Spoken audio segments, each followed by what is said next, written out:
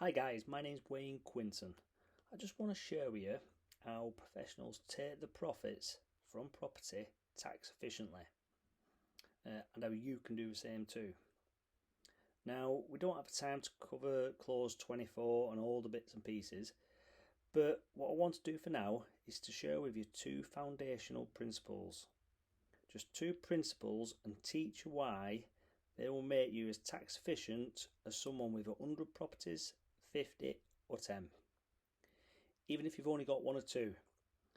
So I'm going to ask you to write down on your pad two statements. One, I'm going to make these your foundational principles, and then we'll explain why I've made those statements. We want to be tax efficient from income tax, capital gain tax and inheritance tax. That's all three. So here's the two statements. The first statement I want you to write down: never ever sell my investment property. Yep.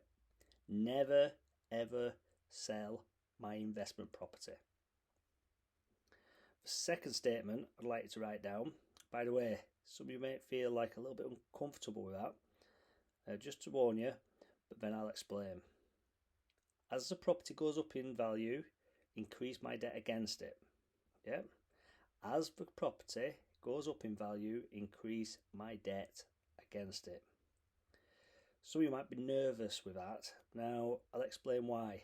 So let's have a look at these in a bit more detail. Let's look at income tax, and remember, keep your energy high. We're talking about tax. At the end of this, you can decide if tax is exciting when you get this. Okay? So let's look at income tax.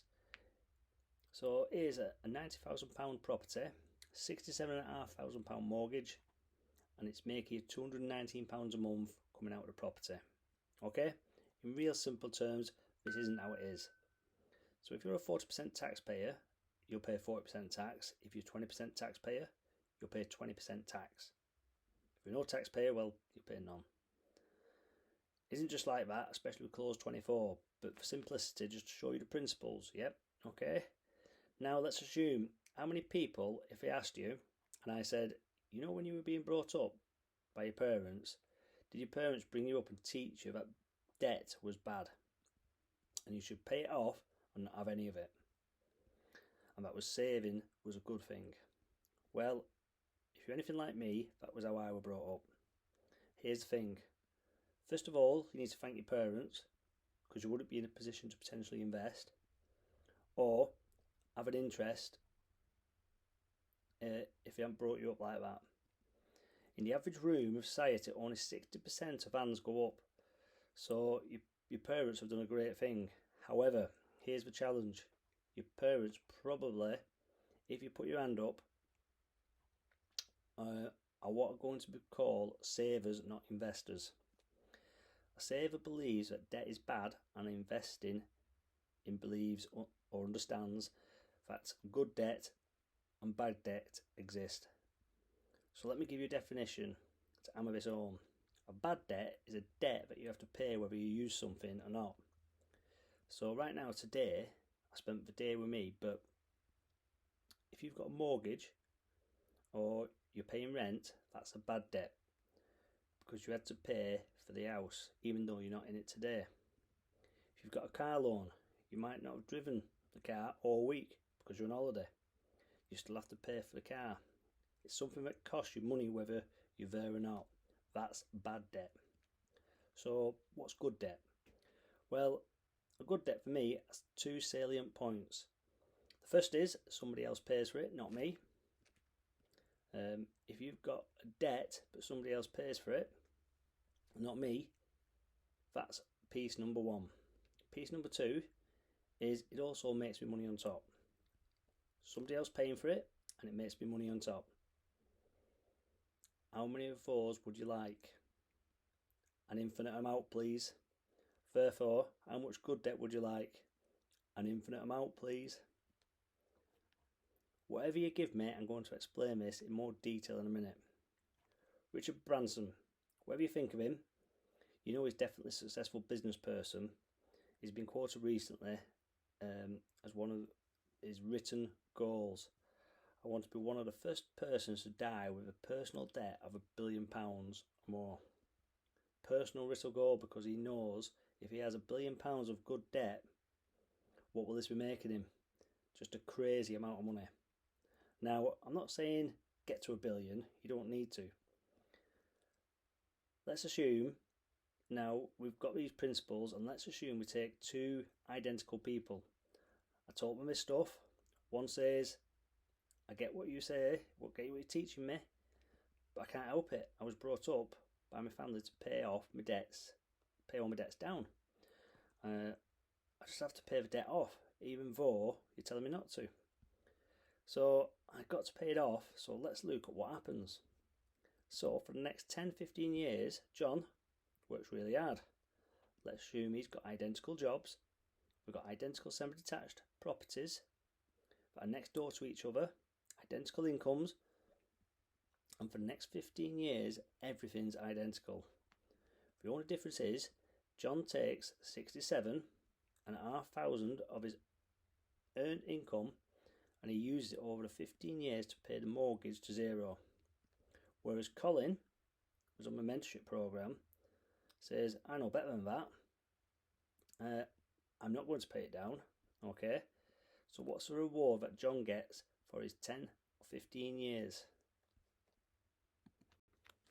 So let's have a look. If we fast forward this 10-15 years, he's paid his mortgage to zero, so there's an extra £253 a month dropping in the bottom line, extra income.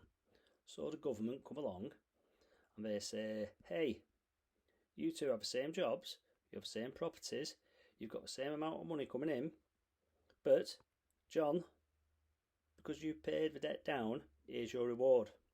I'll tax you an extra £100 a month. Congratulations. He has to pay. Everything's identical. He has to pay an extra £1,200 a year because he paid the mortgage down. Would you ever pay the mortgage down to pay more tax? Okay.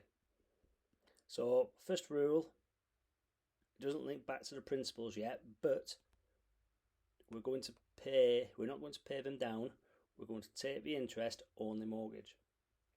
If you've got a repayment mortgage, you're paying it down. Now, by the way, John was busy doing that. Colin would have taken his £67,500, saved money, and had a lot of parties and invited us all. Or would have bought more wisely, more investment properties, so he's got 4 going up in value instead of just 1, like John. Another reason why not to pay it down, it slows you down in future growth. Okay, does that make sense? So, Colin doesn't pay the mortgage down, okay? He keeps a property with a mortgage, the same, but the trouble he's got, it's not a trouble, but the rent is going up every year. By the way, you should always put your rent up every single year, 3 to 5% a year, every year without fail, okay? I've done it for the last 20 years. Somebody doesn't move out for the sake of £30 a month. If they do, it's a coincidence. They were moving out anyway. So you have to put the rents up every year.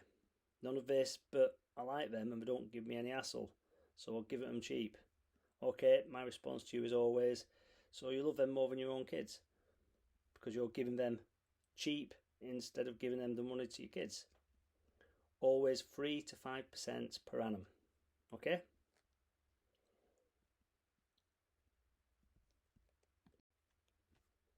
So for Colin, it's 650s become 670, become 690. 3 years, he's got a rent of 710. His problem is he's going to have an extra £60 a month on the bottom line. You have to pay more tax now over the next 3 years. There's been some inflation, so the maintenance might have gone up with inflation.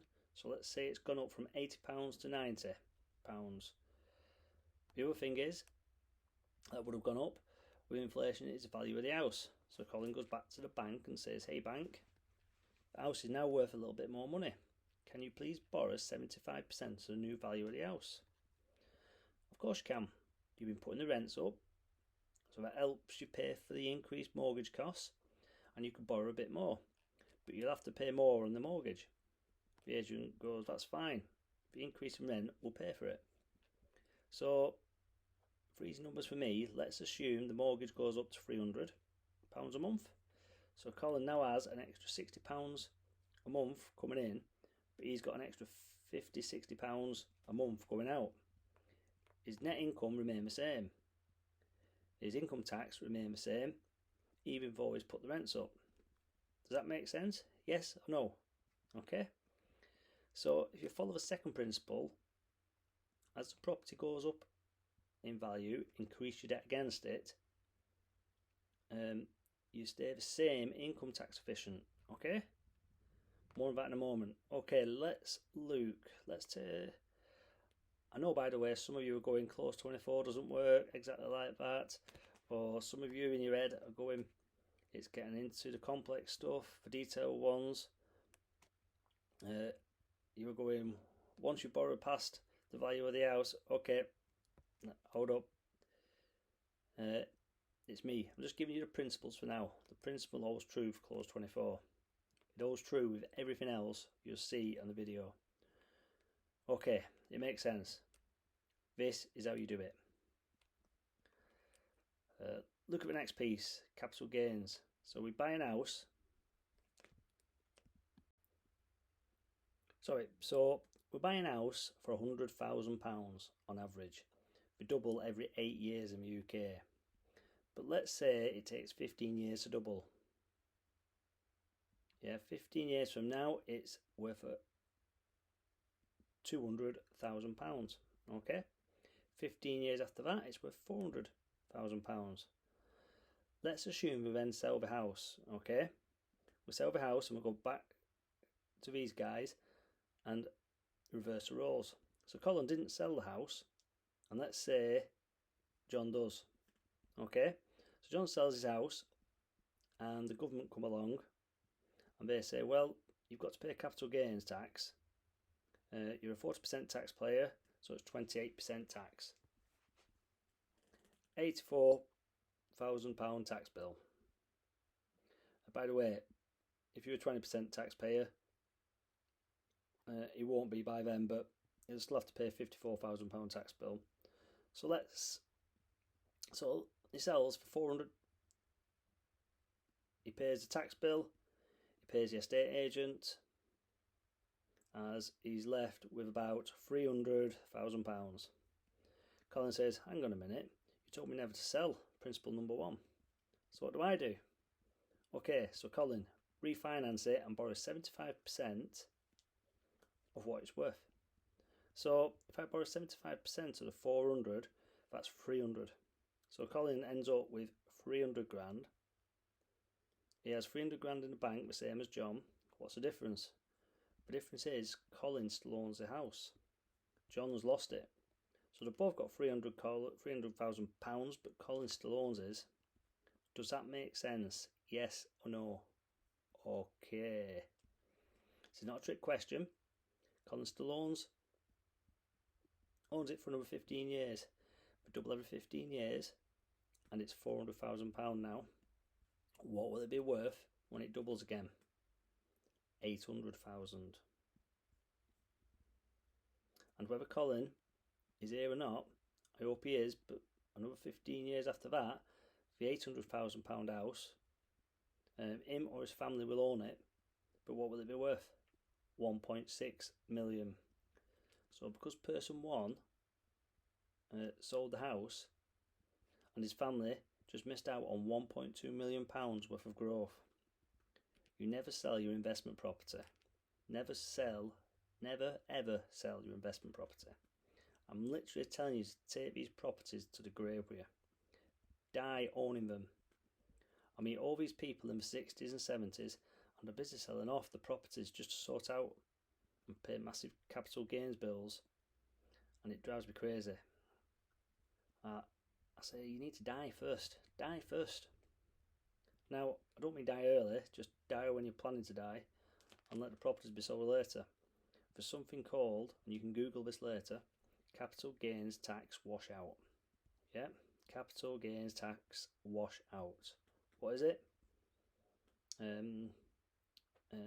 If this property, say I pass away and I've got an house and it's worth £800,000 that I bought for 100.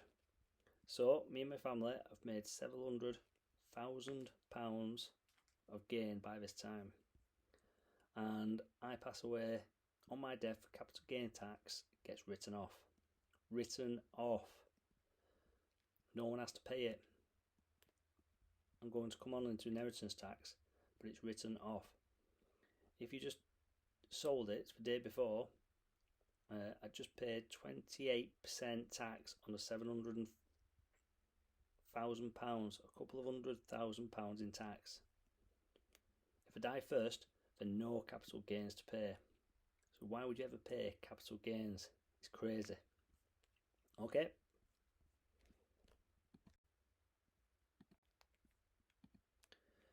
Some of you are going to be thinking that because we're going to need a lot of these houses at £219 a month to retire comfortably.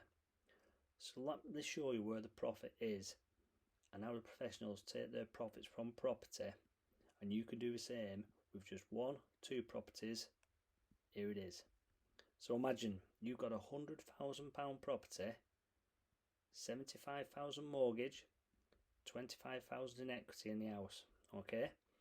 The market goes up 20%, so your £100,000 property becomes worth £120,000.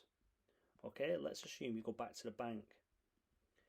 You go like Colin did and say, hey, the house has gone up in value. Can I please borrow 75% of a new value? I've increased my rents to pay for the cost. The bank says, of course you can. He has to pay the old mortgage off, 75,000, and he gets left with £15,000 that the bank put in his current account. Okay, now there's 3 things I want you to notice on this page.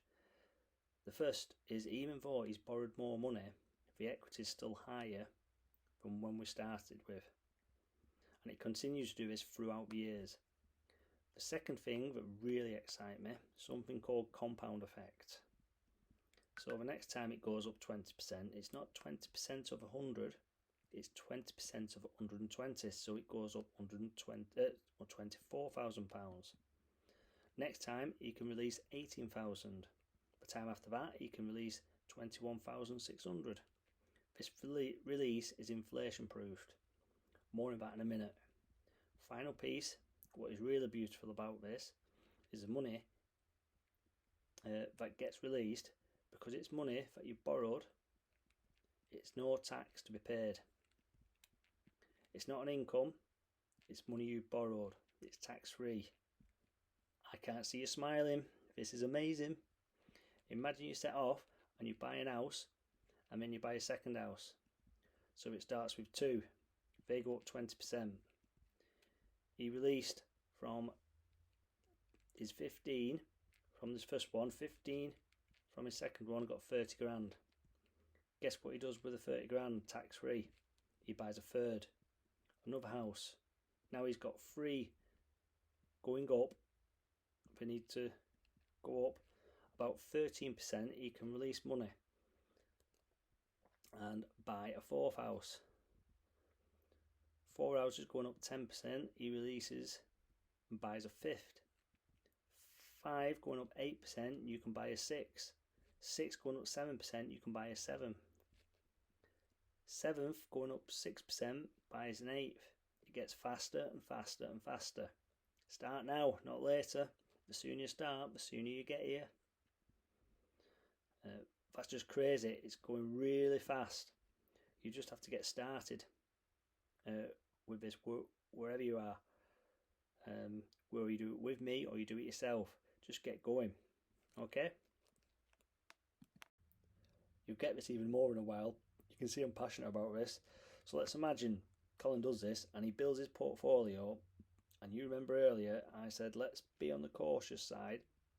Let's assume 5% per annum growth, not 7.9. So 10 years from now, we meet person 2. And person 2's properties have gone up 5% a year without even compounding. They're worth about 150 each. By the way, starting out with 2, he would have 9 by then. 9. So we'll meet Colin 10 years from now, and he started with 2, but he's got to 9. Okay? He's got to £1.4 million. 9 properties worth 150 each. 1.4 million. He's got £1 million of mortgages, but this is good debt. Some of the tenants are paying for it, and these properties are all making him £200 a month. Each £25,000 a year, and he's got £350,000 of equity. Now we'll meet Colin. He's going. He says, I'm delighted with where it's at, but I've got to tell you, 9's enough for me. You know, I want to get some great properties, but 9's enough. I go, that's cool. So a year later, the property market goes up, and it goes up another 5% to be cautious. Okay, so the property market goes up 5%, and I meet Colin again. I say, Colin, it's great news. Your property's worth 1.4 million. Now it's worth 1.7. It's gone up 70,000 in value. You could release money and buy some more properties. Now Colin says, that's great, Wayne, but you've forgotten. I told you 9 was enough. I don't want any more than 9. That's enough. So my response, that is great, no problem. Still release the money, just like you have done for the last 10 years to grow your portfolio, but instead now release the money and spend it on holidays. Spend it on a car, quit your job. Live off it. 50,000 tax free is like 70,000 today before tax. Now the beauty is inflation, because it's compounded because of the compound effect. Next year you can release 55,000, and the year after 58,000. He's on 52,500 for the rest of his life, inflation proof. Who'd like that? And he's paying no tax, not a penny. It's crazy. Now, a couple of things. The property market doesn't go up 5% a year steady like that. We get peaks and troughs, like we talked about earlier. So when it goes up 10%, Colin has to be clever. As I said, you know what? I've been able to release 105,000 all in 1 year, but I've budgeted for 52. So I'll spend the 52, and the other 52 I'll put in a contingency pot. And he has 4 or 5 years of double-digit growth like London just had, and he should be building the contingency pot. Then the market might go flat for 5 years, 0% growth, or even a bit of a drop. He can't release anything, but he lives off the extra money as he's banked before. So this is an averaging process. If an average it goes up 5% a year, this is an average what a person will be able to release. Does that make sense? Yes? Now you might say, I only need 30,000 tax free, but I've got to say I'm more cautious than that at 5%. I only believe in 4%, so I'd rather model at 4%. I say that's fine. So £30,000 tax free at 4%. You'll need £40,000 of growth at 4%. That means you'll need £1 million portfolio to retire. Now, you know exactly what size you need. Someone else says, you know what, £30,000, you're kidding me. I need £60,000 a year. I fly all over the world, I need money. So you want to get 60,000 a year, and also agrees, I want to be cautious at 4%. So now we know 60,000 tax free means 80,000 here at 4%. So now we need a £2 million pot. He knows exactly what he needs. Once you get this, you can plug in your own numbers, and here presto, you've got a vision and you're tax efficient. You know where you need to get to in terms of portfolio size and when you're finished. So we're being tax efficient across the piece by never selling our investment properties. As it goes up in value, we increase our debt against it, and you can use this strategy for one to all multiple properties. Okay, if you find this useful, then hit the like button, share, subscribe. Thanks for watching.